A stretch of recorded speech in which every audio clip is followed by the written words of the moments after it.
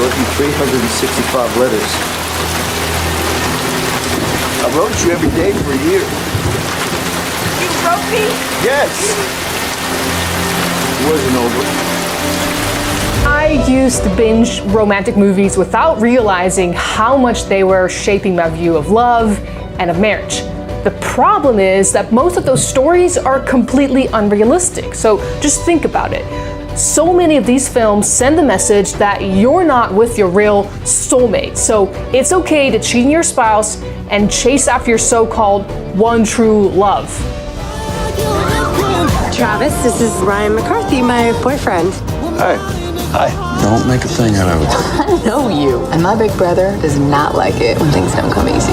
Why do you make it so hard for me to flirt with you? If I made it easy, you wouldn't flirt anymore. What are you doing? Walking towards you real slow. Why? Because if I ran, I'd scare you. In Hollywood's version of love, sex and passion are at the center of the relationship. You don't know how to flirt, do you, Dawson? Yes, I blew it the other day. You did? Well, what are you going to do about it? Emotional maturity? Forget it.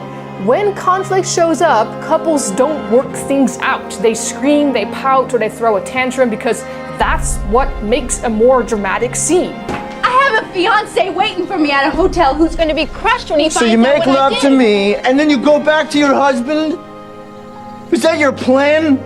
Was that a test that I No, didn't pass? I made a promise to a man. He gave me a ring, and I gave him my word. And your word is shot to hell now, don't you think? I don't know. I'll find out when I talk to him. The truth is, it's all a counterfeit. So in this episode, we're diving headfirst into exposing Hollywood's false system of romance, and more importantly, uncovering God's blueprint for real love and lasting relationships. So whether or not you play with social media a lot or you watch a bunch of movies, what you're really doing is looking at relationship modeling often. So we've got Renee here from all the way from South Africa, and we're excited to have you on the show. So It's great to be here. tell us why this matters. It matters because God made us in His image. We are designed to want relationships. And the movies out there, social media, portrays this picture of what it's supposed to look like. And it's really modeled after how God created us. And that's what we want to look at today. How did God create us? What are we attracted to in social media, in movies, and video games? It seems like that would make a little bit of sense, like if you were wanting to be careful or that was a temptation to you. If you kind of understand the relationship aspect, that might give you some tools to say, okay, I need to avoid this kind of stuff because it's going to lead me into that behavior or something. What's wild now is people are getting in relationships with artificial intelligence. Oh, true. So weird. Which, it is whatever you want it to be. So it's like a relationship fit for you, which is not really a relationship at all, but that's kind of the direction things are headed. After movies like, what was it? Her, I think. Oh, they've done a What? number of What was them. that one? It was like 10 years ago or something where it was Joaquin Phoenix and he got shipped a piece of software. There was a computer, he installed it, and it was like this AI program, and he started developing a relationship with it. Interesting. And it was basically like way ahead of its time.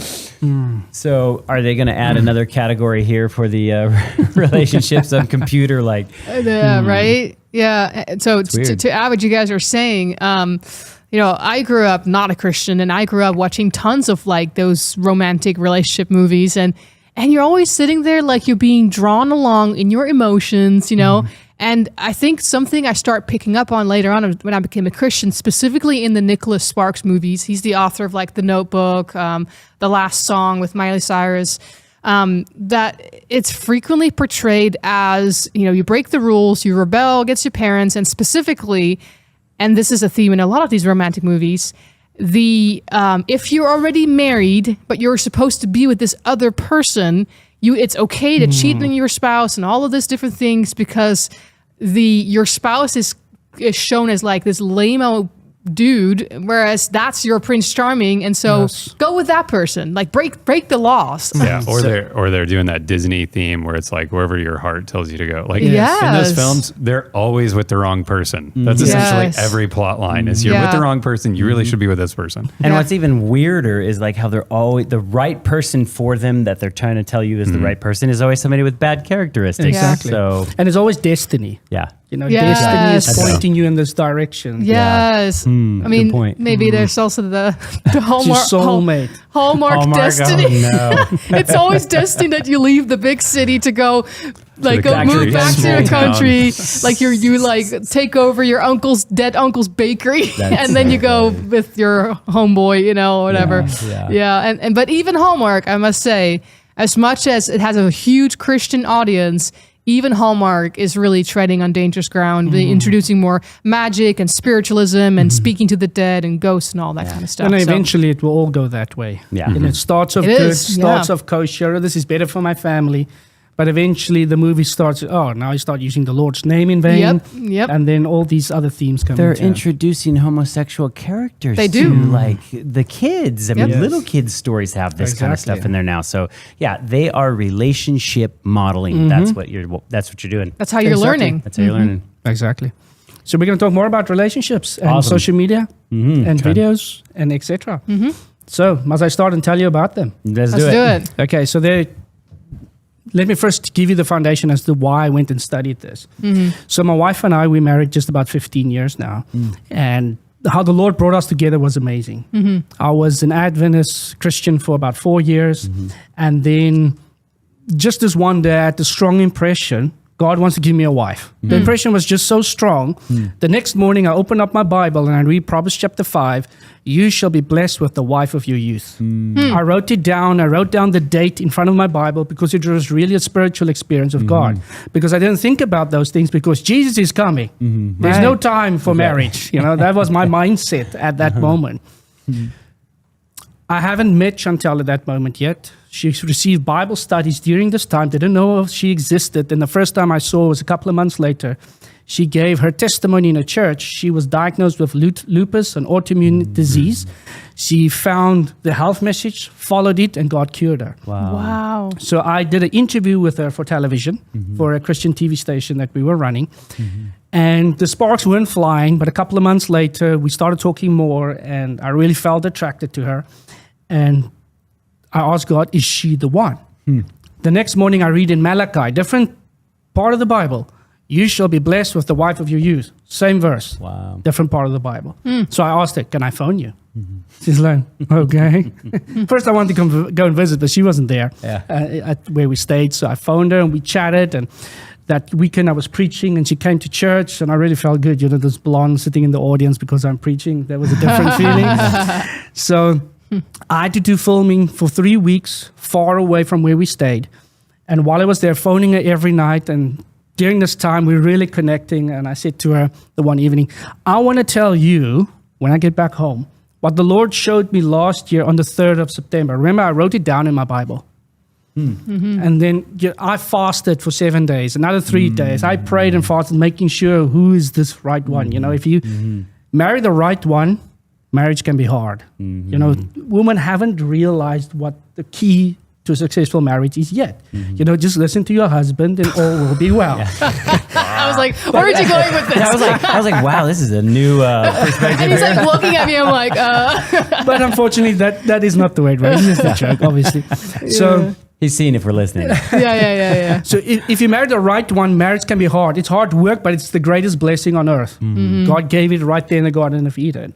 But if you marry the wrong one, then hell has come. Yep. Preach. Yeah. So I was Sorry, I didn't write it wrong. There's no hell in my home. I could see how that could be that way. I married the right one. I was fasting. I was praying. So what I said to her, her response blew my mind. So I said to her, I want to show you when I'm home what the Lord showed me on the 3rd of September last year. Before you I knew you existed. And she responded, oh, my birthday's on the 3rd of September.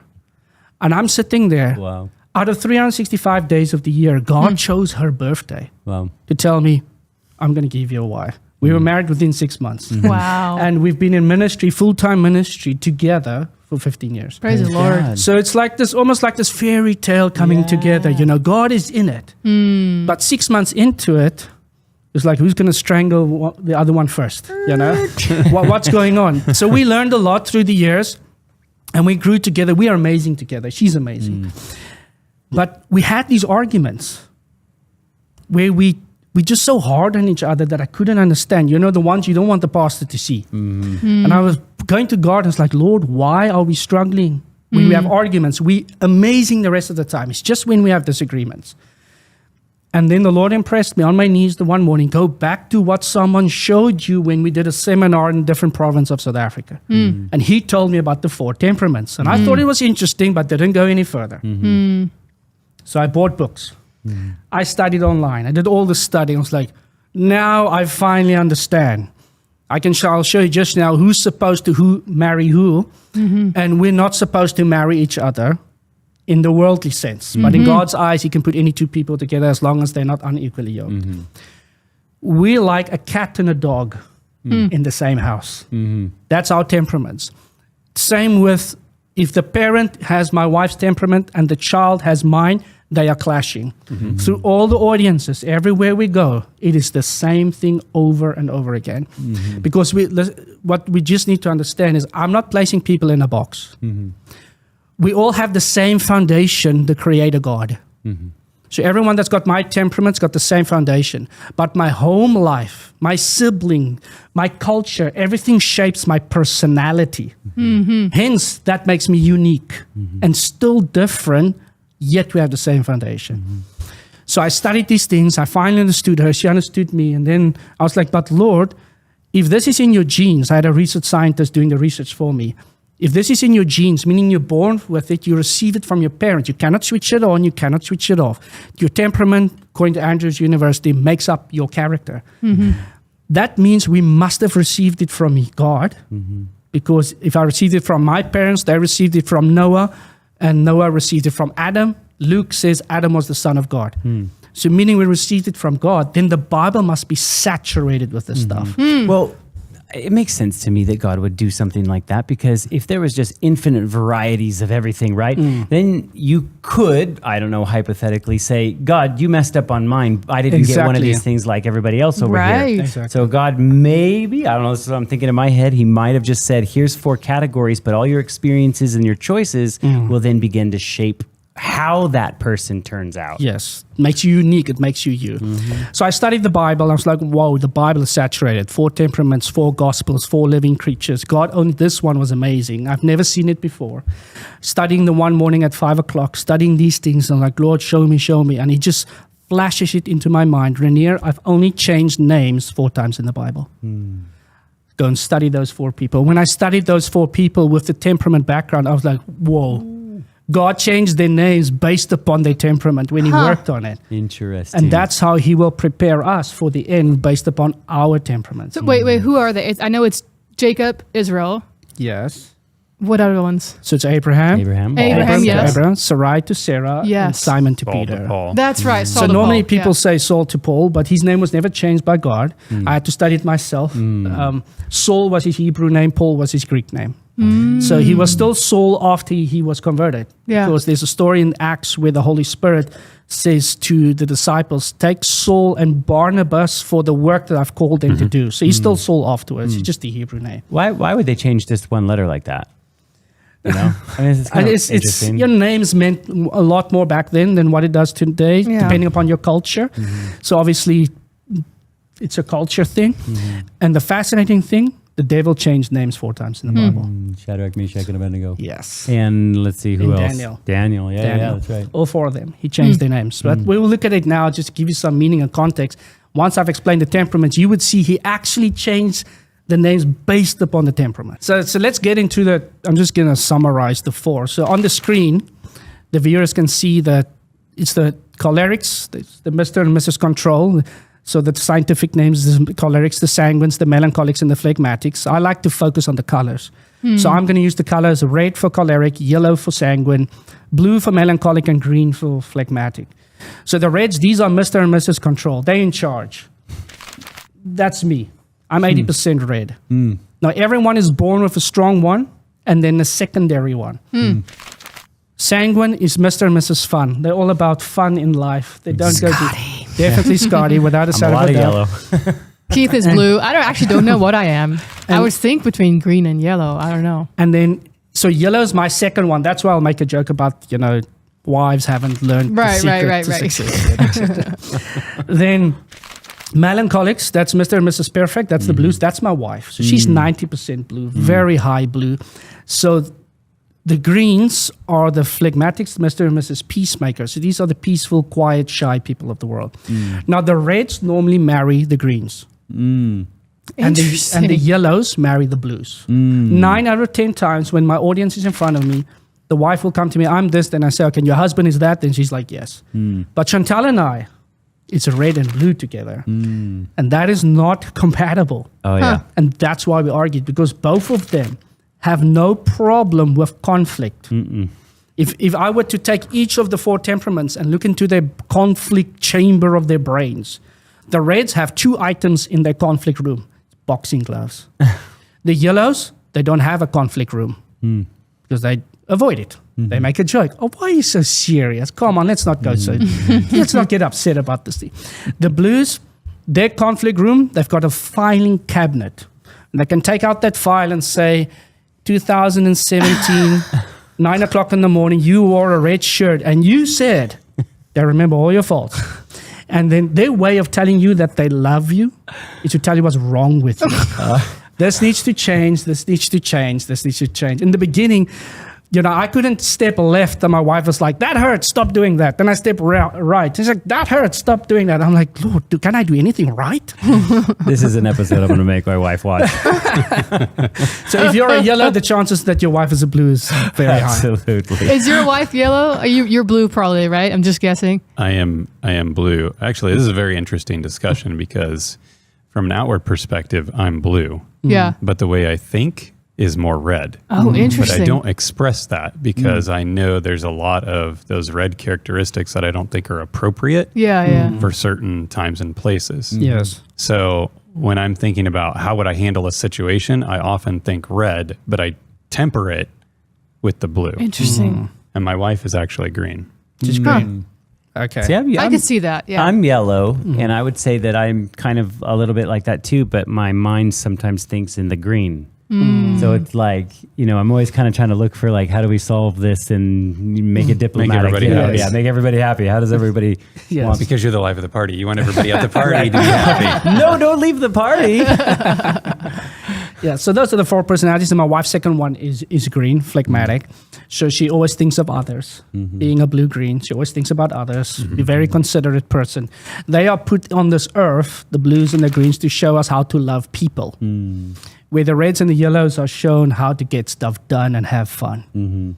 So those are the 4 temperaments. I can just, for the viewer's sake, I just summarize in a couple of words each, because they might say, yeah, I can see myself, but I'm not sure yet. Mostly it's the greens that say, I don't know. I don't know. It's one of their sayings. It's in my slides. It's one of their weaknesses is to say, I don't know. That's my son's go-to response. So the Reds summarize, they're good at business, they're quick thinkers, they take charge, they're determined, dominant, problem solvers, outgoing, they exude confidence. Their weaknesses, they're aggressive, controlling, overbearing, intolerant, impatient, rude, inconsiderate, bossy, insensitive, easily upset. The yellows, they're convincing, they can sell ice to the Eskimo. They can just sell anything to anyone. They're enthusiastic, they're optimistic, There's a skill. they're sociable, they plan life around people. Yep. They're generous, they're talkative, they're relaxed, they always have new ideas. They're just not the ones to live those ideas out. You need a blue or a red to get it done. This is like I'm not pointing any fingers our at all. office played out at this show. Their weaknesses, they do too much, they're impatient, they're late a lot because they're talking to everyone else. If I could drop this mic, Talk to everyone. Okay, can I just cut in here real quick? We went to a conference recently. And we were at a running joke. Keith and I were at the booth and and Scotty's gone. Squirrel. He's talking to someone. I was making deals, guys. He's selling everything to everyone. He was selling so funny. You need some ice? Yeah, seriously. So they don't finish tasks. They're easily bored. They're impulsive, undisciplined. If you have a cupboard in your room for your clothing, doesn't necessarily mean The clothing must be inside of the cupboard. The floor works. The bathroom where you shower. I feel like I'm not even wearing any clothing right now. I would not say that about him because he likes things put away. He's pretty He likes clean. things It all always- clean. Well, that's only because I'm going to get beat if I don't. But These are percentages and gradients. They're So- not all generally 100%. So what I'm saying, so let me explain this way. share. I'm explaining the temperament The in extreme. 100%. Your second one, many times, levels it out that, okay, that's not me, that's not me. And obviously we've learned, we've grown, etc. So not everything, you might say, yes, I'm yellow, and some of the things I read is like, but that's not me. That's totally fine. It's totally 100%. Like, I'm also yellow, but I put my clothes in the cupboard. I'm talking more about the kid. Yeah. You know, if you take the shower, the floor works too, you know, the clothing. And if it goes into the cupboard, doesn't have to be folded because I can close the door, you know? Right. Okay, the blues, they are precise, they are systematic, they're analytical, so they ask questions. Sometimes you feel like you're being interrogated. It's like, you know, have I done something wrong? You know, why do you ask all these questions? But they're building the puzzle in their mind. you go. Remember, like Abraham in the Bible, he's a blue. Yeah. He was a blue. nice. Who's mine? When Sarah. So when Sodom and Gomorrah, what did Abraham do?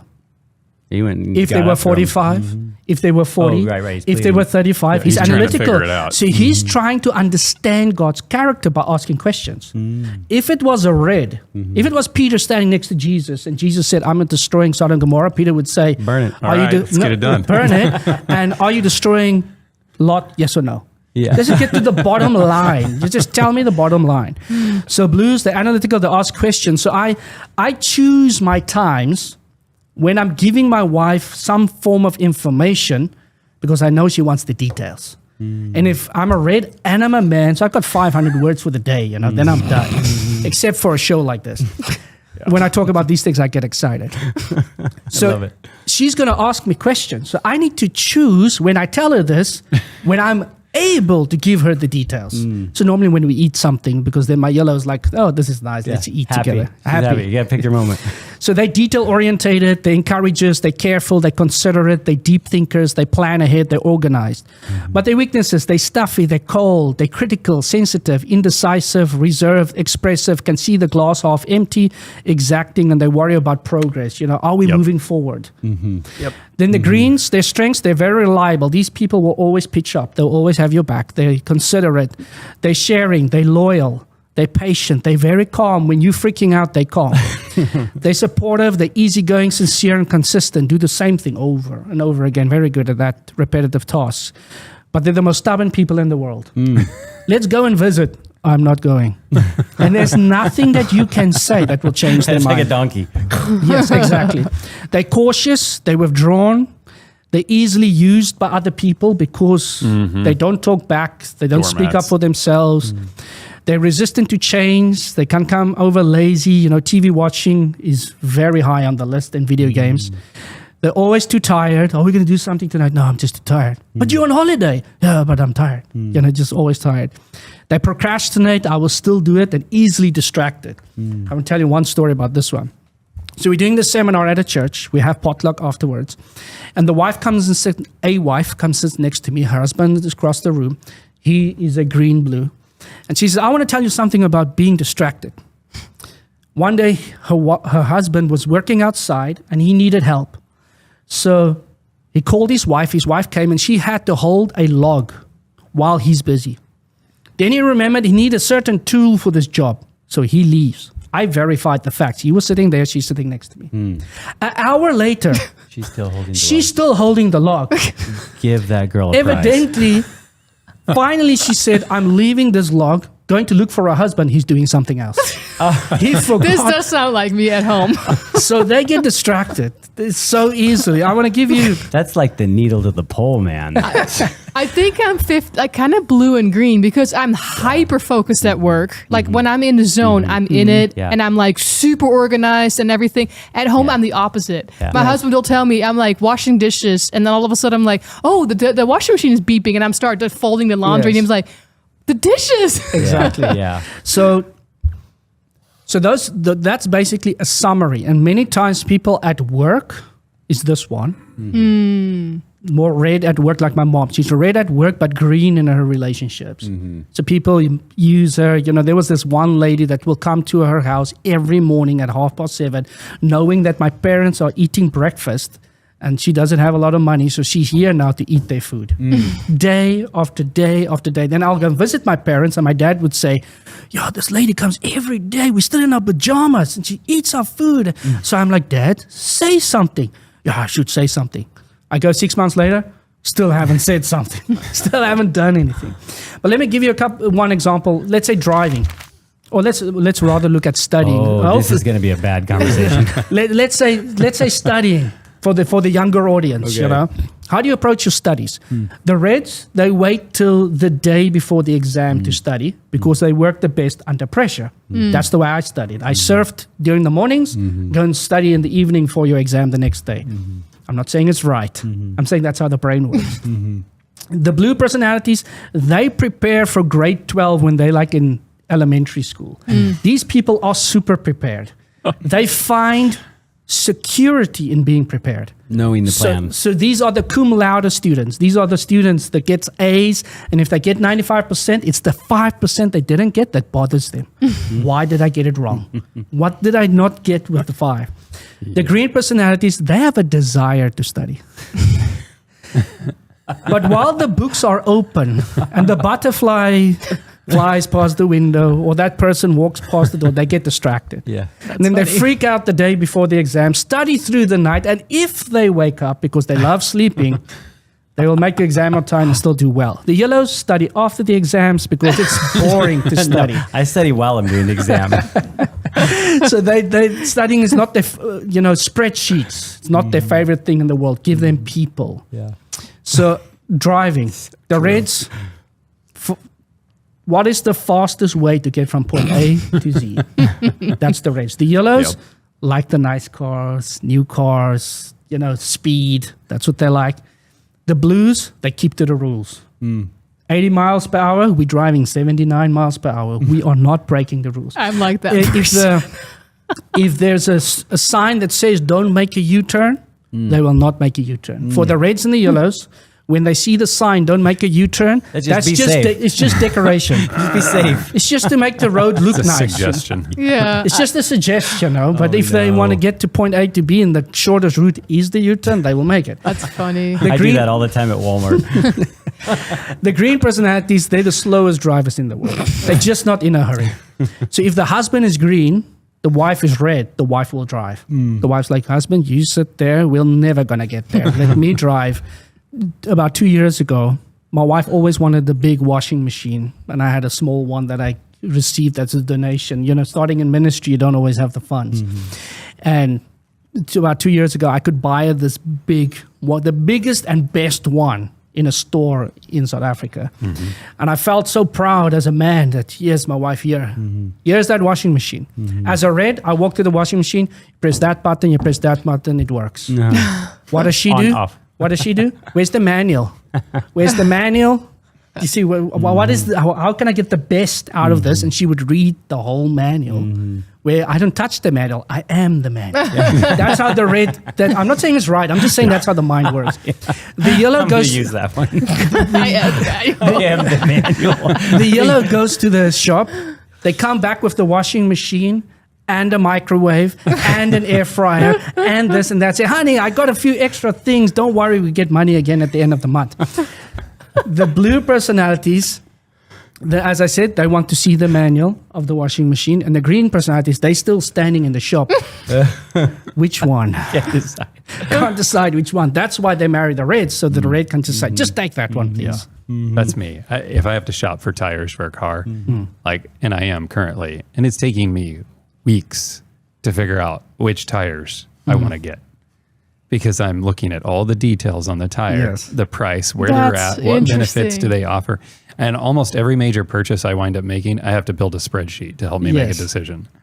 It's the analytical mind. My wife doesn't like it when I go food shopping. She actually rarely asks me to go.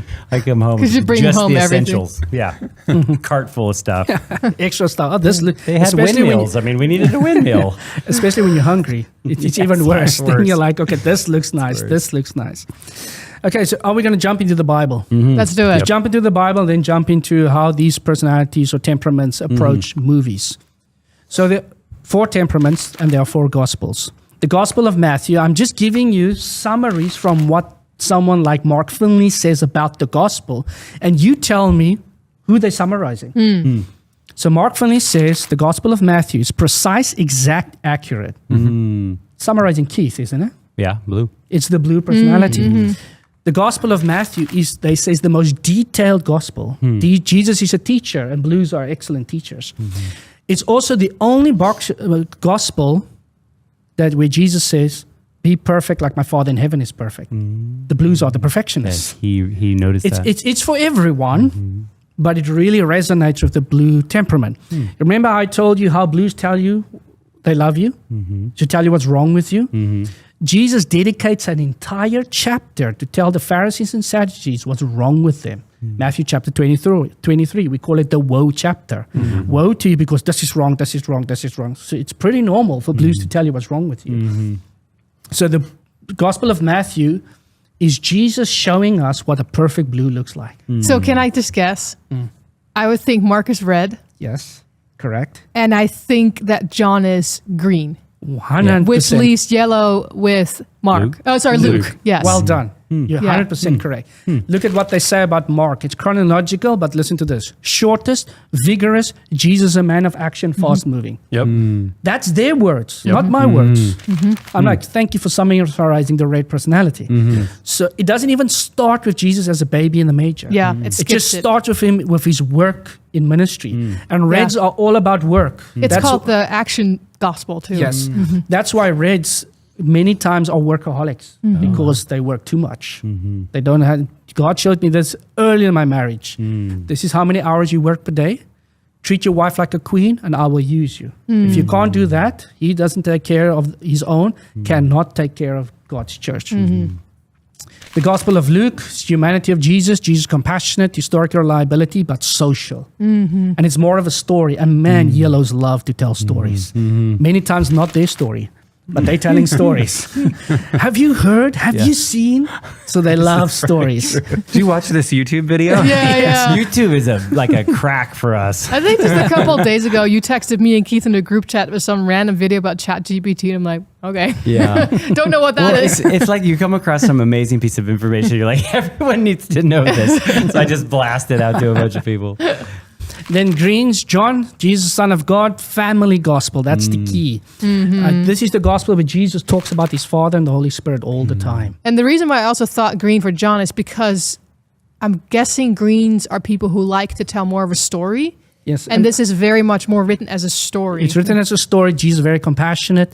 The woman at the well, etc. No woe chapter. It's telling Peacemaker. It's the peacemaker. Yeah. So and it's more the focus that Jesus focuses on his Father and the Holy Spirit. That's the gospel where you read about it. I'm not necessarily saying that all of these gospel writers wear these colors, but it's how they portray Jesus. Yeah. So if you're a red, Mark is your gospel to show you what a perfect red looks like.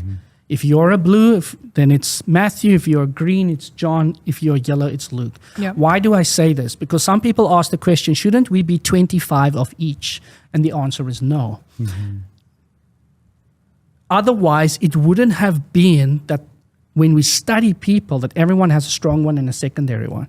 Secondly, when I look at the 4 name changes, all of those people, when Jesus was done with them, changing their name, meaning they're ready for heaven, they're still the same person. They're still them. Because if they have to change to someone else, it means Jesus made a mistake in the first place when he created them. Right. If he made me a red, now I need to be a blue, it means he made a mistake. And he doesn't make mistakes. It's sin that brought weaknesses. And how does this work in a spiritual context? Jesus wants to sanctify our strengths, because strengths without him can make you Adolf Hitler. So he wants to sanctify our strengths, and he wants to give us victory over our weaknesses. Right. That's the point. That's the gospel. In a very inspiring book called Christ Object Lessons, the author writes about the parables of Jesus. And the parable where it talks about the leaven coming from the outside into the dough and bringing in the conversion, it's the only place in the Bible where leaven represents the grace of God. The rest of the time it's sin, the yeast. And this writer writes that in this context, is about character development, the grace of God coming from the outside, transforming us back into the image of God. In that chapter, it says, and I'm quoting, God does not give us new faculties in the context of character. He sanctifies the old ones. So he doesn't come and make you into someone you're not. You're still you. Right. He didn't make a mistake. And he sanctifies us. That's a profound thought, because, you know, if the world right now is basically saying, I am this, God made me like this, there's a bit of truth in there, but just bent in a way of like you're still responsible to adhere to the principles that God is asking you to. Exactly. But God making you, he's not trying to completely make you into something you're not. I think the biggest lie that we have in that is you know, Lady Gaga's song. And I really believe that music is also a form of propaganda in a lot of ways, you know, a lot of like sharing your worldview, your morality with people through your music, your movies, etc.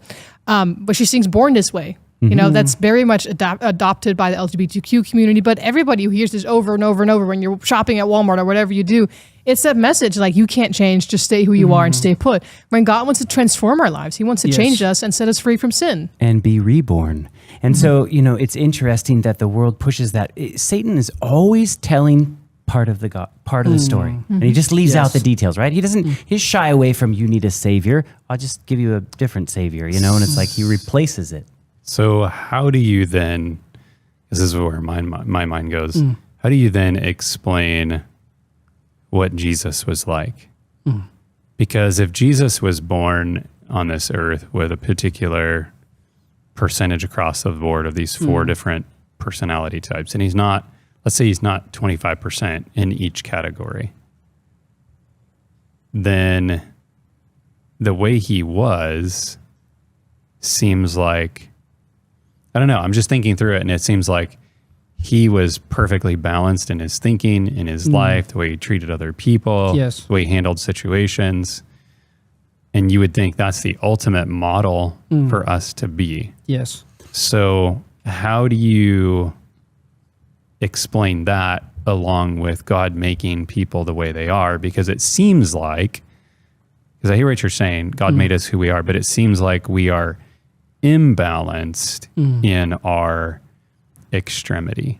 Like if I'm a red, God probably needs to tone that, dial that back. Yes. Because I either me or sin in me amplifies the red to an extreme that's unhealthy. Yes, the weaknesses. So how does that? So I believe when I look at the Gospels, I mean, why 4 Gospels?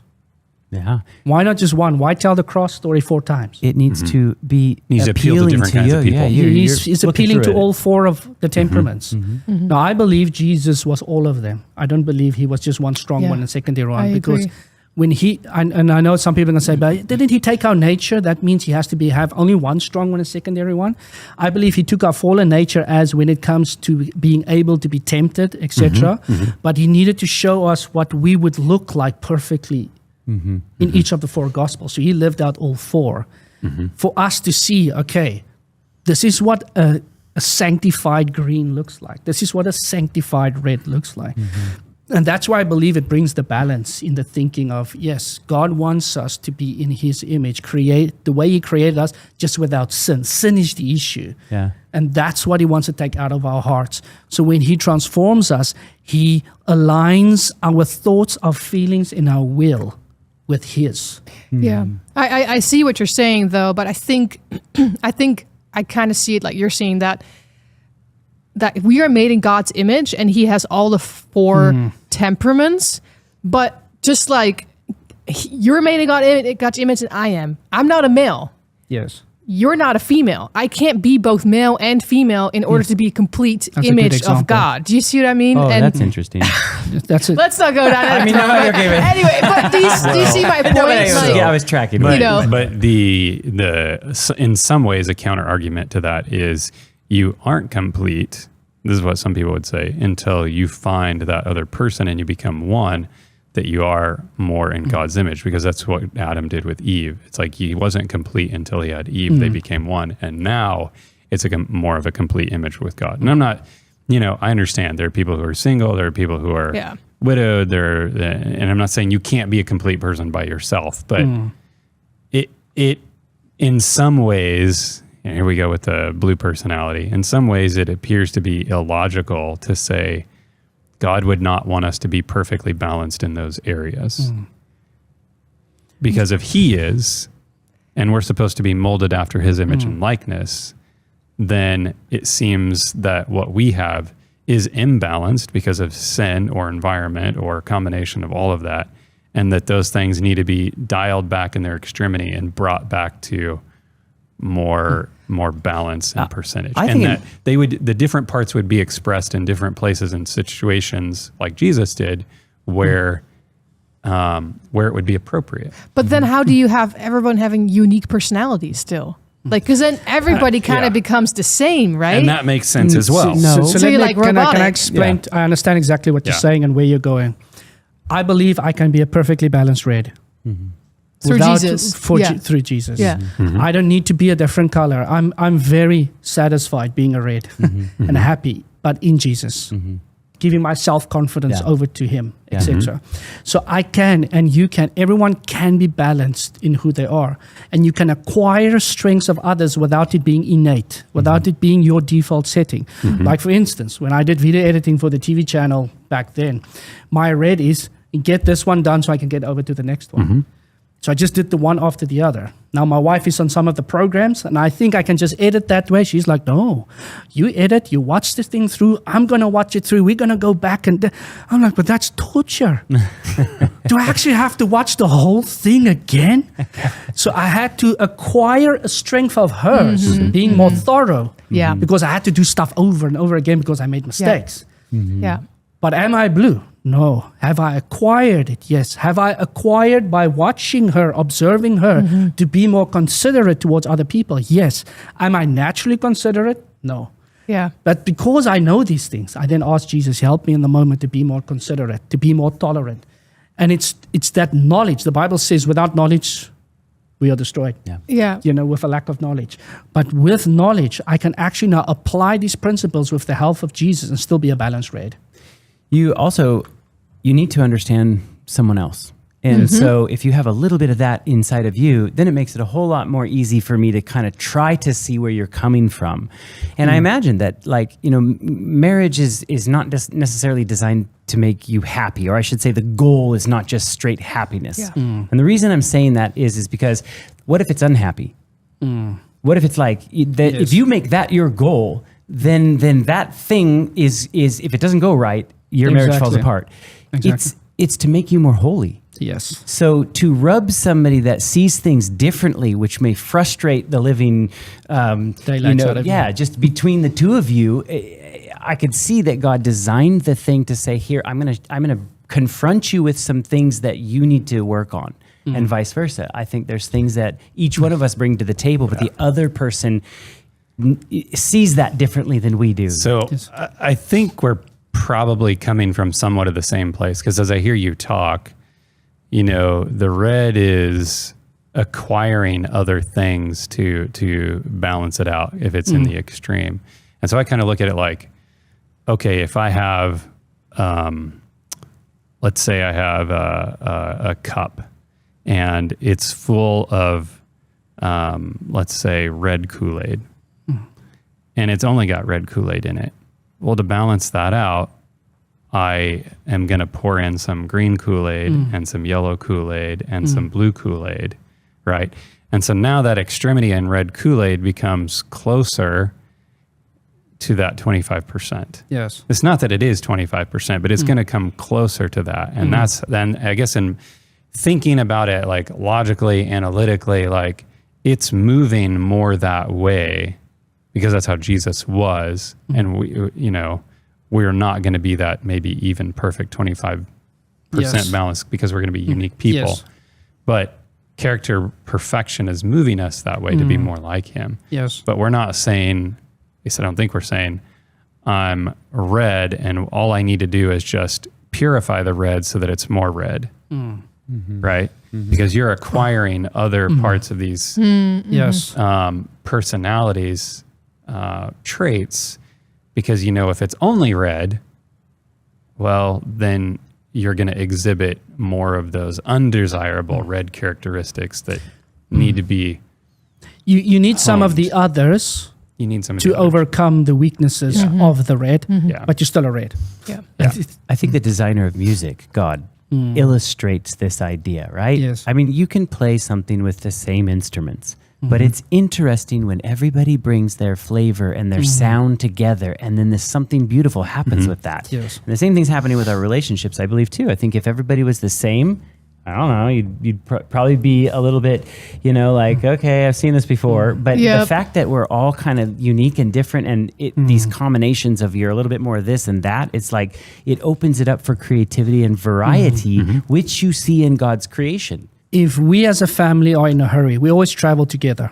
So like my whole family is here in the US. We have family ministry. That's how I prefer it. If we're about to leave, the plane is leaving, we need to rush, and we're about to leave the house, and either my wife or my eldest son, who's got that temperament, starts crying about whatever, it's really hard for me. It's not time to cry. It's time to get things done. It's time to move. Go time. And it's that time that Jesus then needs to speak to my heart and say, you know what, they're different, and that's okay. That's the main thing. We are different, and that's okay. It's for us to make sure that we live surrendered life to Jesus in the moment. And that's the key. And that's one of the things my wife talks about when we do these seminars, is she comes and she talks about how to live a surrendered life. Now that you know who you are, now that you understand your weaknesses, you know you're more intolerant. And you need each other. Exactly. God made a symbiotic relationship between everything. I mean, the bees need to take the pollen and go make it around so you can enjoy these beautiful flowers that the human walks by and goes, oh, cool. And the whole thing's like that, Yes. right? So if we are parts and bits of these, and you see the way that someone else is acting, it's like you have these abilities to, I got to work together. What can I do to help them get out of the house faster or be more prepared, or, Exactly. I have a son that is needs a lot of time. You cannot tell him we're leaving in 15 minutes. He will panic. You have to tell him we're leaving in an hour. You tell him we're leaving in an hour. This is usually what we do. Then he can prepare. You tell him 15 minutes. Oh, it upends his entire world, and he does not know how to So I handle it. assume he's also a blue. Some green. So it doesn't deal with change? Change is not his friend. Is not probably the greatest thing. I'm not sure what he is, because I would say in a lot of ways he's more like my wife, and she's great. But in other ways he's probably like me. Yeah. But I'm the type that change. No. Yeah. No, like he and I, it's funny, we'll have conversations about something. So I'm sitting here processing the whole conversation. And then when it's like, okay, I've made my decision, it's like, okay, it's time to speak. Yes. And then we talk about it, and it's like, okay. And it took me a long time to figure out he's just thinking out loud. Yes. And so I come back the next day, he wants to have the conversation again. And I'm sitting there going, I thought we already decided this. Like, I've already moved on. Like, why are we talking about this? It doesn't make any sense. Yeah. And then I'm sitting there thinking, like, did what I say not make any sense? Because I said it made sense to me. And why are we still talking about it? I thought we made a decision. You see, it's the difference between introverts and extroverts. Yeah. When I say introvert, people think I don't want people. If I say extrovert, people think I want a lot of people. But it's actually how you process your thoughts and your feelings. Introverts process their thoughts and their feelings inward. That's why many times they're their own worst enemy. Oh, that was terrible. Oh, I can't believe I said that. Why did I send that message? And then they are starting to sleep at night. Why did I, when I send that message, why didn't they not put that heart emoticon they normally do next to it? And they start to analyze the whole thing. And, it's always inward. And that's why they've got an assembly line of thoughts to choose from when they're going to speak. Like my wife would say, if I say this, he's going to react that way. If I say this, they're going to react that way. Those are the introverts. Yep. The extroverts, they process their thoughts and feelings by saying it. Yeah. So they've got a zip line between their brain and their tongue. Like, there it is. So true. And then all the blues go like, Why'd you say that? why did you just say that? My wife would actually look at me and say, I'm going to give you a moment to rephrase yourself. Then I'm going to use that one. Now I know I'm already in trouble. Then I rephrase it. And she's like, why didn't you say that in the first place? And I'm like, but that is what I said in the first place. Oh, why does it sound so much like my home? Because if I go into my brain, there is no assembly line of thoughts to choose from. The first one that came in came out. True. Wow. And that's why the Bible says, put a guard in front of your mouth. He's speaking to the reds and the yellows. Yes. The blues, it's easy. They like, it's easy to think about what you say. No, it isn't. I'm always like, why did I tell the mailman that? Back in the house, like. So let me just show you the 4 living creatures, 4 different faces. The lion. If you study the lion in the Bible, it's bold, powerful, leader, brave. It's the reds. If you study the ox in the Bible, servant, noble, persevering, powerful. It's the greens. They are the servants. If you study the man face, it's the reason, wisdom, love, God's social side. Once again, it's the yellows. Study the eagle in the Bible. The Bible says they are swift, they protect, and they're all seeing. They see the details. Those are the blues. So I'm giving you once again what theologians say about the 4 living creatures. Those are not my words. Yeah. I'm just showing you how they summarize it. Wow. And fascinating thing, God only gave us 4 things in the Garden of Eden. It's for everyone, but it speaks to each personality. Genesis 1:26, I give you dominion. All the reds go, that feels good. Yeah.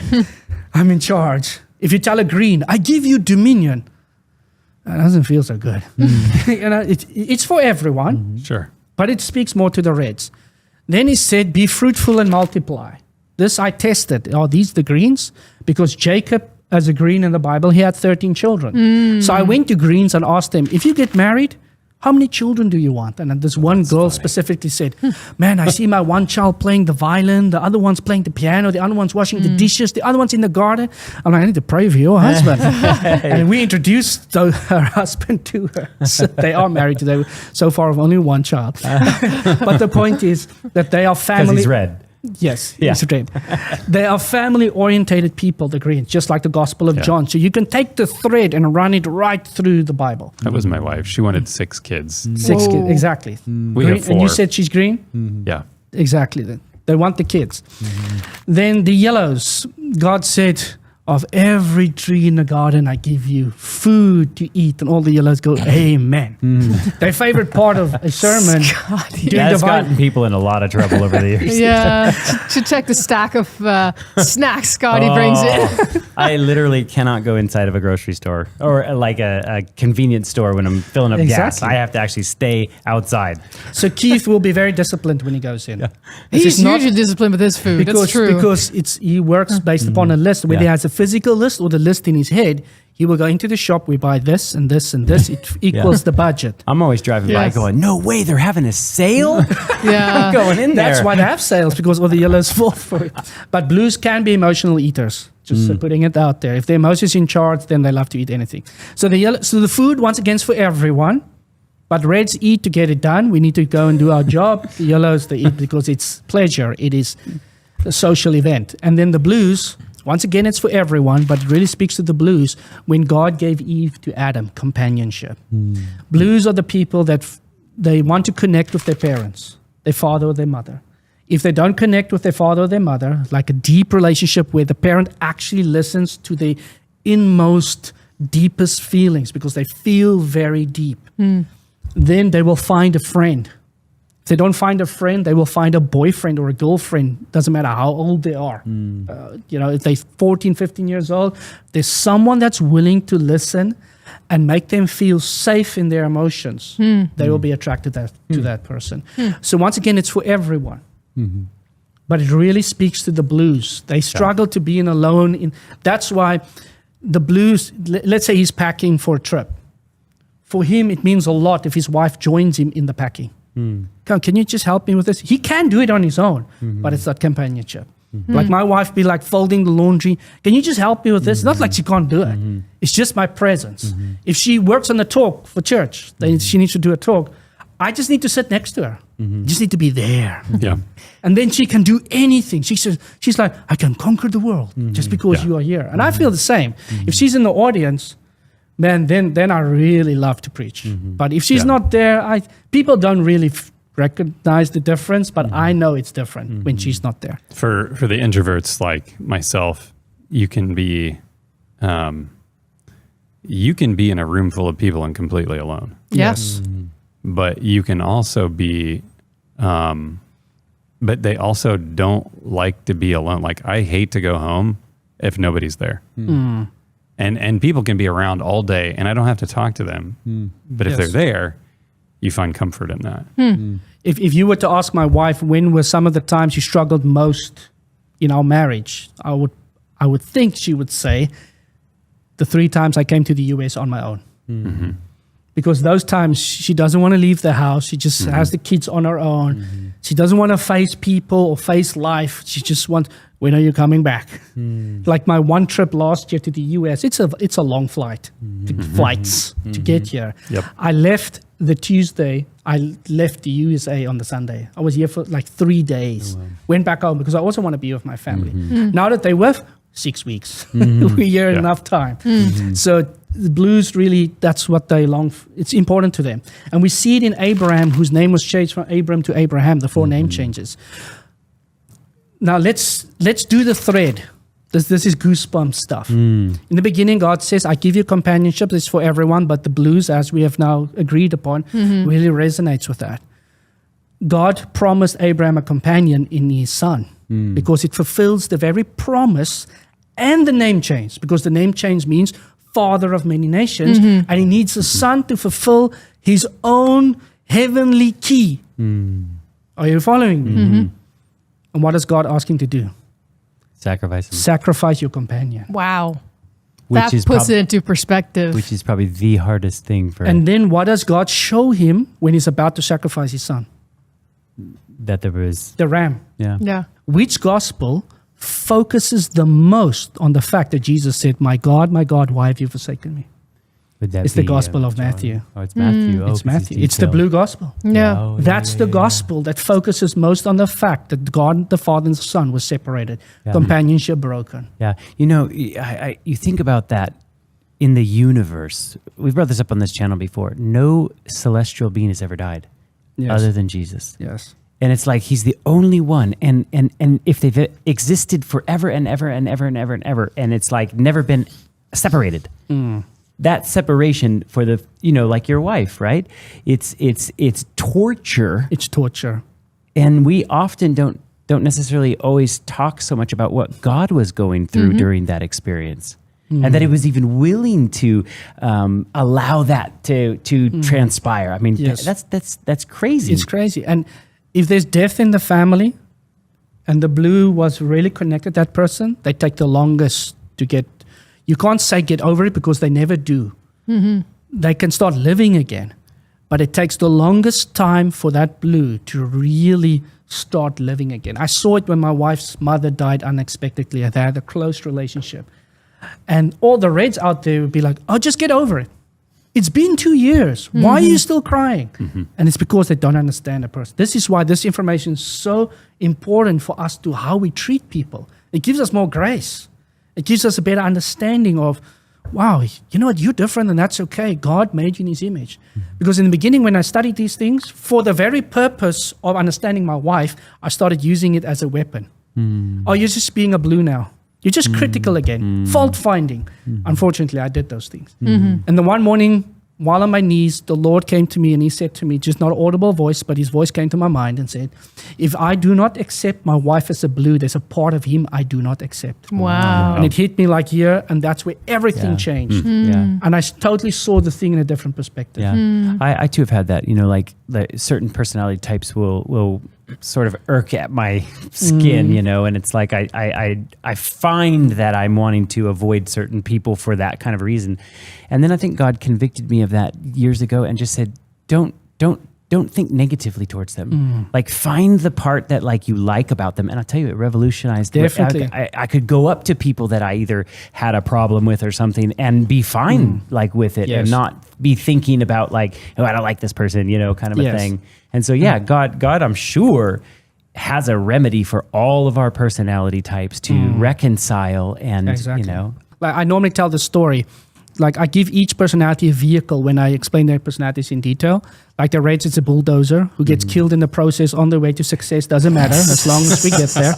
But if Jesus is in the bulldozer, you know, they can safely go to heaven. not kill people. And for the yellows, it's a jet plane. Life is fun. Mine's more so like true. a flying saucer because it kind of goes in all different So then I normally look at the jet plane and I'm like, okay, the yellow shouldn't design it. It's going to fall. Oh, yes. No. And then they're going to laugh and say, that was fun. Let's do it again. The blues need to design it and it will be perfect. The yellows will sell it and get the best price. Yeah. The reds will fly it and never make an accident. And the greens will take care of the people on the plane. Everyone will be happy. That's awesome. So everyone's got their role. Yeah. That's funny. So Abraham, as I said, he was analytical, asking Jesus over and over to get the picture in his mind, companionship, and he was also considerate. And hospitality is important to blues, so he washed the angels' feet, he gave them food to eat. Then Sarah, the only person in the Bible where the word laughter is used with is Sarah. And she was the yellow. Unfortunately, yellows make impulsive decisions. They do things quickly, and it's never their fault. It's in my slides. It will say they blame others. And what did Sarah do? Impulsive decision, take Hagar. And then she blamed Abraham for the problem. Oh boy. And then she chased her away. So unfortunately, and I believe God is trying to paint a picture because there are many beautiful, amazing things about yellows. If I take this guy, I put him in a crowd of non-believers, he will connect with every single one and have a story to tell with them, to every single one. Me as a red, I will stand there like, I don't know what to say. And I can resonate with Peter. Peter's actually the guy that told Mark about the gospel. Mark got his info from Peter, and Peter was a red. And Peter, it's only in Mark, when Jesus appeared with Moses and Elijah, it's only Mark that writes, after Peter said, let's do the tent, then he writes, because he didn't know what to say. I was like, I can resonate. I can say a lot now because I understand information. But otherwise, sometimes, my wife tells me deep things, and I would lie next to her on the bed, and I say nothing. And then she turns to me, are you not going to say anything? Then it's too late in any case. Then if I say something, she looks at me, it's too late. Because blues, they like two-way conversations. You need to be a part of it. You need to give input. You're not just a soundboard with bouncing off. You actually need to give input. So I believe God did this for a reason, where basically if you read the Bible about Sarah, can you tell me anything positive about her? Unfortunately, There isn't anything very positive. beautiful. Yeah. Okay, she was beautiful, and she gave birth to Isaac. But the rest of the things she does isn't the most positive. She blames Abraham for Hagar. She says take, and then she chases Hagar away. And by the way, the fact that she was beautiful, yellows are extremely attracted to beautiful people. We're like bees to the flower. Yes, that's why I've got a beautiful wife, because I've got There you yellow go. in me. That's just the way it works. That's right. So, but listen to this. In my seminar, I show you each person what they need most in life. The reds needs appreciation, but no one wants to appreciate a bossy, overbearing, I tell you what to do type of person, so they don't get what they need. The blues needs acknowledgement. Acknowledge my feelings, understand my world. But who wants to acknowledge someone that continually tells you what's wrong with you? So no one does it. The greens need respect. Ask me what I think, because they're not going to tell you. You need to ask them, what do you think? What are your thoughts? But because they're quiet, they don't speak up for themselves. They're the most bullied people in the world. People bulldoze them, use them, and walk over them, so they don't get what they need. Yellows need admiration. Oh, I like your new shoes. They want that. It sounds terrible, but there's a biblical way to look at it, and I'm going to give you the example in the name change. It's almost like, look at me, look at me, look at me. They ride the bicycle, Dad, look. And I look at my son and I clap my hands. That's what they want, that admiration. And God knows this because he implanted it in us. Listen to this. Sarai means princess. Sarah means my princess. Oh, wow. See how God changed her Wow. name in the very need neat. she has in life, while there's not many positive things. Yeah. Because if you look at, I do a whole seminar on, or a whole talk on communication. And each personality needs 4 things in life, how you communicate with them. And Paul says we need to speak according to their needs, not our needs. And one of the lines, the first thing the yellow needs is admiration, in the sense of liking me without me having to change. That's what they want in life. Don't tell me continue, oh, don't do this. Why did you do that? Because they do impulsive things. They're the ones that when they eat, doesn't necessarily stay in the plate. It can be on the table and everywhere else. So, but people want them to change. You need to be more like me. No, they, them. Yeah. God, they only need victory over their weaknesses. So that's Sarah. Jacob, he was a green. Jacob changed. And the thing that greens hate most in life is confrontation. They hate confrontation. How did he flee from Laban? Hey, Laban. In the night. In the night. Yep. Avoiding Peace the out. conflict. Gone. They don't speak up for themselves. So Laban knows, I can give you Leah. You're not going to do anything. Yeah, that's He gives him Leah. That's just a crazy And thought. then he changes his wages 10 times to his detriment. Why? He knows Jacob's not going to do anything. So what would his dad be? Who's a red? dad? To Laban. Or his father-in-law. Jacob's Jacob's his father-in-law. father-in-law. He's probably a red. Yeah. Just bulldozes, just does what he Yeah. wants. But he also avoided conflict with Esau. When you know these things about like that just brings the It Bible makes it to alive. life, and like you understand now people. Why did you act like that? Why did you do that? Exactly. That's a good perspective. Going back to Sarah, the Bible, you make a good point. The Bible doesn't have a lot of good to say, but she is listed in Hebrews 11 Exactly. as those who grasp, in faith, Yes. a hold of God. She grasped a hold of God's promise. Yes. Even though it was a bumpy Yes. start. God shall still change the name, meaning he prepared her for heaven. Because that's what name Yeah. changes represent. So reading It's between the character lines, transformation. you realize that happened. That Yes. transformation happened. Yes. Jacob, after God changed his name, meaning he's ready for heaven, he's ready for the kingdom, he's still a green. The next day he sees Esau, he bows down 7 times and says, Lord, to the guy. If Jacob was a red and God appeared to him and said, I'm appearing to Esau, you don't have to be afraid, he would have gone up to Esau and said, you know who's with me. I'm not afraid of you. That would have been the red. But the green is still bowing down, still calling him Lord, still does nothing when his eldest son took his concubine, still does nothing when his daughter was raped by the guy from Shechem. Oh, wow. And that's why his sons responded and retaliated. Now, what they did was still wrong, but dad should have stood up and said, you know what? What you did was wrong. We're leaving. Just something like that. And his sons, being reds among them, retaliated because of it. Obviously, what they did wasn't right. So that's Jacob. And then Peter. Reds want something straight to the point. Jesus walks up to Peter. You shall no more call me Simon, but you're not Peter. That's the first thing he does. He changes his name. And he changes his name to Peter, or Petros in Greek, which means small little pebble. Matthew chapter 16. Jesus asked the disciples, who do people say that I am? Some say prophet, some say John the Baptist. Who do you say that I am? Peter answers, Son of God. you are the Christ, the living Son of God. Well done, Peter. Flesh and bones has not revealed this, flesh and blood hasn't revealed this to you, but my Father in heaven. Then Jesus looks at Peter. You are Peter, and upon this rock I will build my church. You are Peter, small little pebble. Upon this rock, the Greek word is Petra, Jesus pointing to himself, I will build my church. So Jesus is telling Peter, you need to keep your eyes on me. The next thing Jesus does, I give you the keys of heaven. He's talking to Peter. He gives him more power. Then Jesus says, I will be crucified and rise again after 3 days. Peter just acknowledged through God's power. Jesus just told him, look at me. Just gave him more power. Then he says, I'll be crucified and rise again. Peter goes to him. The only among the personalities that would have the guts to then take Jesus apart and rebuke him, the Bible said. He rebuked Jesus. Oh, wow.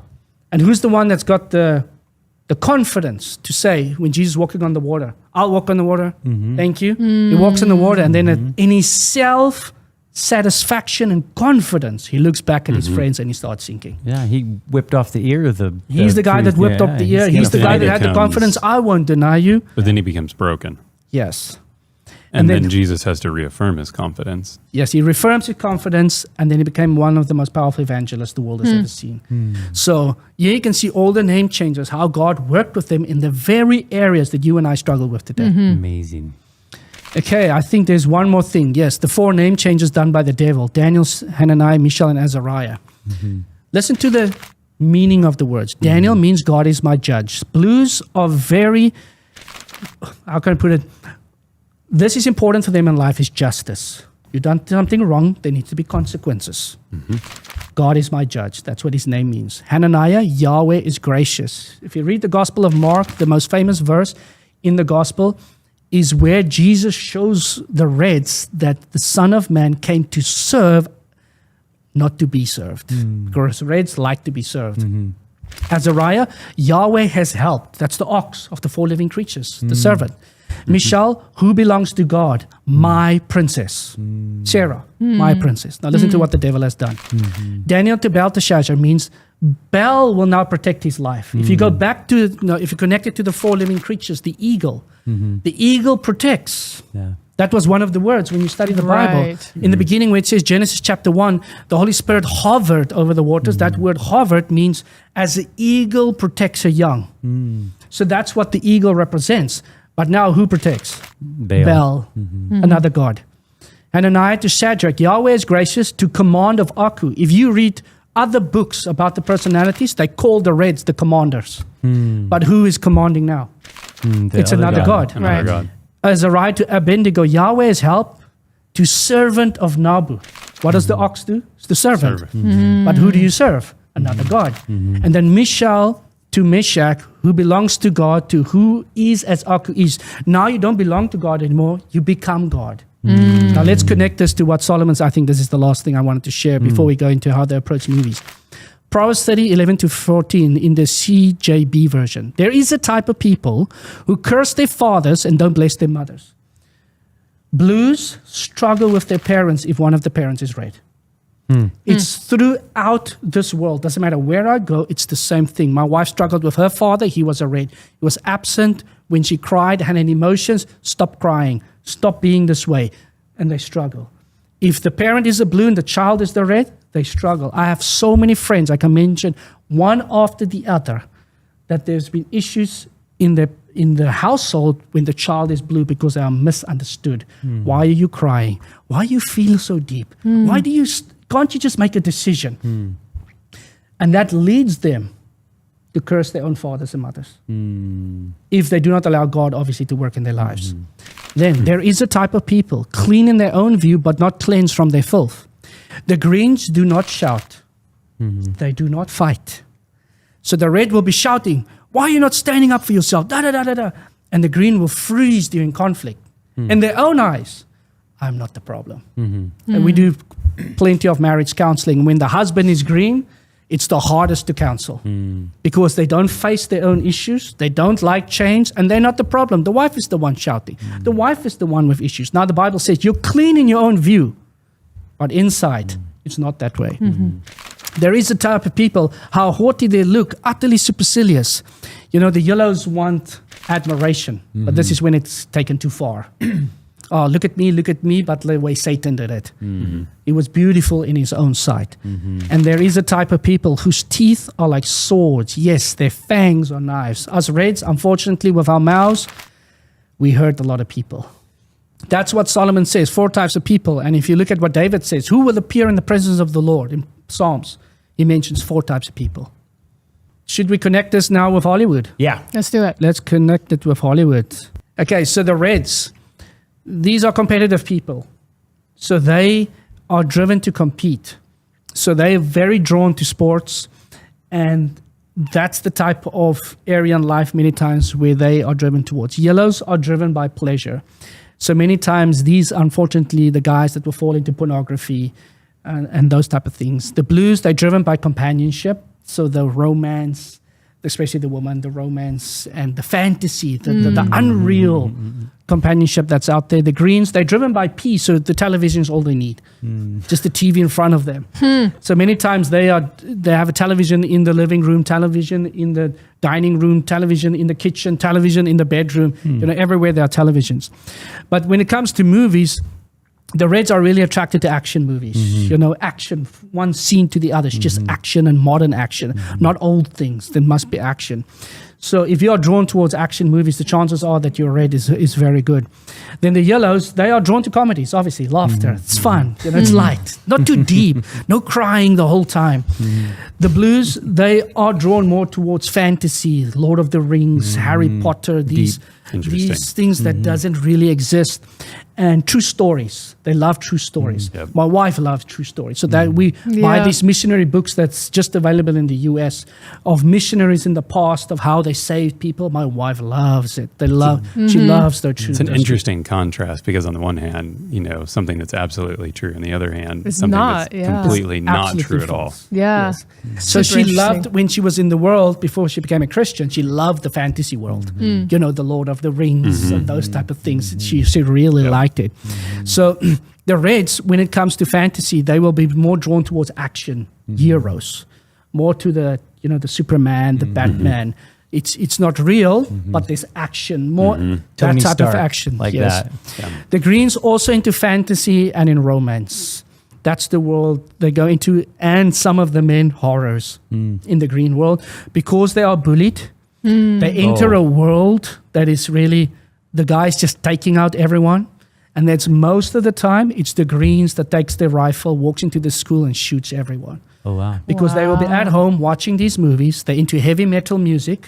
I've got many Greens. That's the music they listen to because it takes them out of that reality. And then they play these first-hand shooter games, and then they just go and live it out in reality. Yeah, and isn't then they that? start shooting. I think you're right. If you looked at probably the life of the Columbine kids or the ones that shot up the school, Yes. they were probably the ones that were just quiet, sit in the corner, trench coats. Yeah, that makes a lot of sense. So I'm not saying that every single one is Right. them, but majority it's because they've been bullied. I've seen also the Greens. They're the ones that go into karate, getting the black belts, kickboxing, because they want to defend themselves because they've been bullied, and they actually have a desire to protect people. That's actually what God put in their hearts, is to protect. And so security companies, many times they're the Greens. Pastors, they're the Greens. So the perversion of that then is to destroy. Is to destroy. Oh, that's interesting. Like one of the story I'm going to tell now is from my previous life. So it's not that I'm not condoning this. I'm just giving an example. So my one friend, he is a green, yellow, and we were out at a club one night. When I went clubbing, as soon as the alcohol flowed, my yellow came out. So I became more fun. My red, aggressive side didn't come out. So I didn't really fight. That was my thing. But the one evening, there was this guy that was irritating me.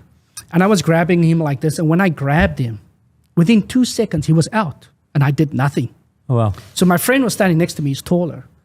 So I was like, again, I'm not condoning this. I'm just saying this is how Greens, the mind works.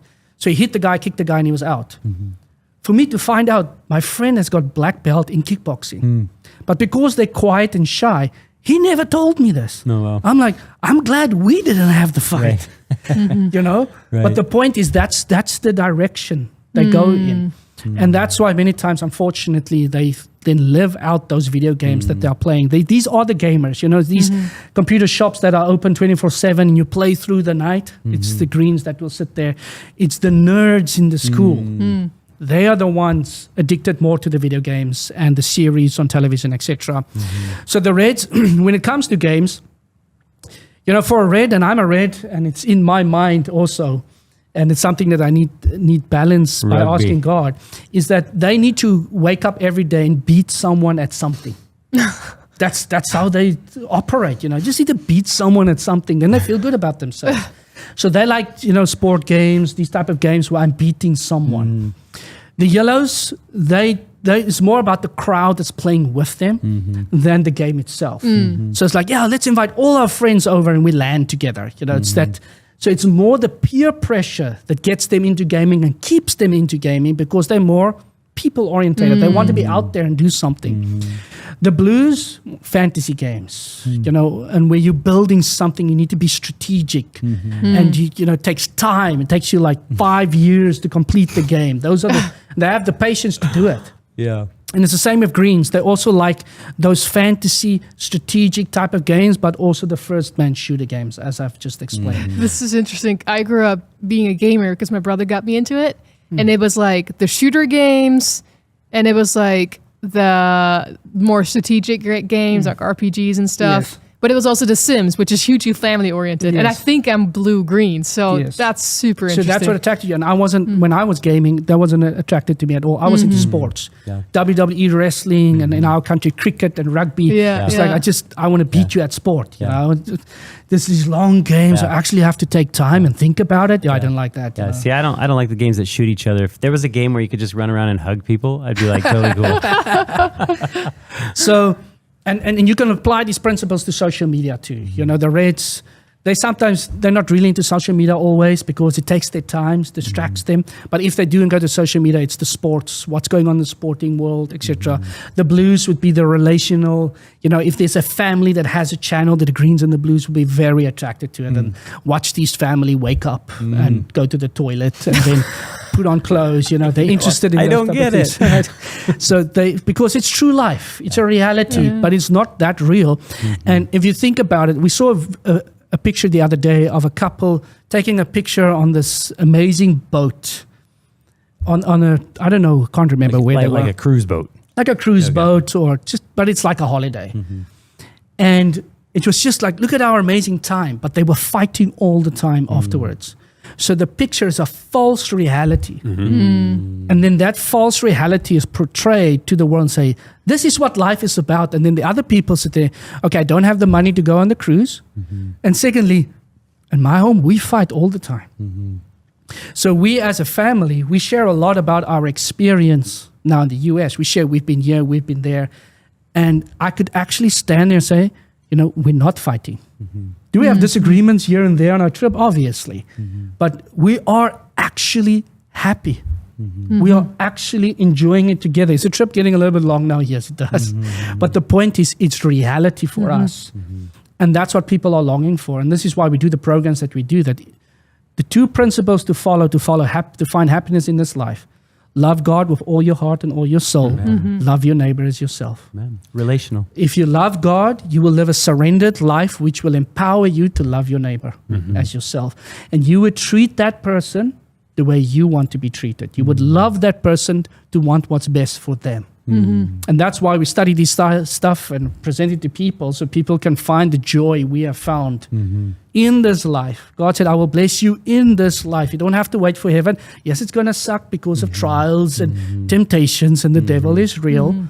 But God is with you. It's the safest place to be on earth. I also think that anything that you consider satisfying in life takes work. Yes. I think that, when things are just easy going and this and that, you can see it doesn't mean the same. If you've got the guy that worked very difficultly to make his career in his life and his business or whatever like that, then the other guy who's like generation, they hand it to him. They're just, they don't care, Yes. So I think that, working on our relationships and having struggles and pains and stuff, it actually draws us closer. Exactly. And we will have a close relationship with God that the rest of the universe won't quite understand from our perspective. Exactly. That's what it's supposed to do. Trials in your relationships are supposed to draw you to each other, not drive you apart. And it can only draw you to each other if God is the center. If He's not the center, it will push you apart, because you can read all the books out there, whether it's of your church or denomination or not, they will tell you marriages break off because of people not being able to handle conflict. Because the conflict drives them apart. It doesn't drive them together. And I can tell you, every time my wife and I have had an argument, and I go on my knees, I tell her, I just need to go to sleep. And then she would tell me, do not let the sun go down on your anger. And I'm like, yeah, but it was night already when we started arguing, so it only counts tomorrow night. If I go to sleep and tomorrow morning, the first thing I do is I spend time with God. I go on my knees. Never, not once, has God gone and say, yeah, Rennie, you're right. Your wife is totally wrong. She needs to change.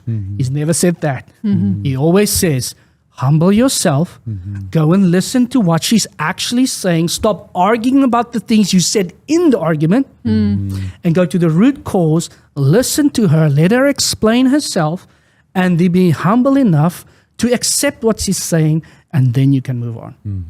And that's the key. So you mentioned you sell these presentations on the flash drives, right? Yes. Where can people find those? So obviously from our ministry, but we want to make it available online for those who are overseas. So I've got, obviously in the US, I've got a bag full of these flash drives.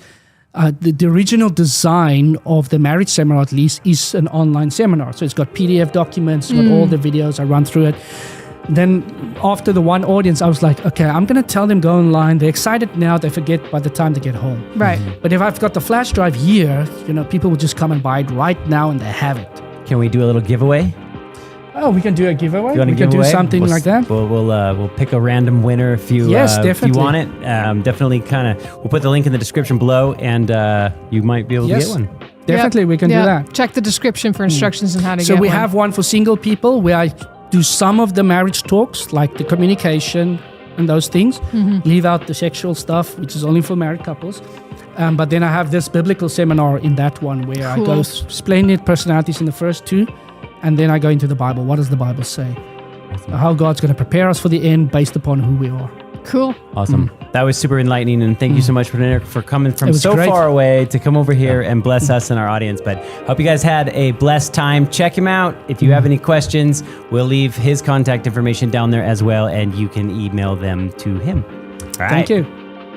If you like this video, like, subscribe, and hit the notification bell so you know when we launch new videos. And drop a comment below, and we'll try to get back to you if we can. What? Say that again. Oh. No, I don't know what to say.